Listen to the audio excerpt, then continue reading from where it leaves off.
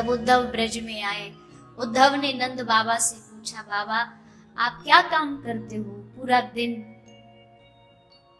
ब्रजवासियों से पूछा आप क्या काम करते हो? तो सब ने एक ही उत्तर दिया, हम बस बैठ कर के अपने कृष्ण को याद करते हैं। यही काम है हमारा, यही धंधा है हमारा। ये ब्रज पागल था कृष्ण के लिए। न कृष्ण नाम के आगे इनको कुछ दिखाई देता था, न कृष्ण के आगे इनका कोई जीवन था ही नहीं।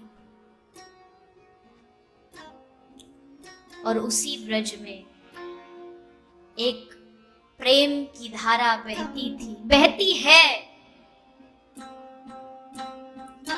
और उसी प्रेम की धारा का नाम है श्री राधा। वो श्री राधा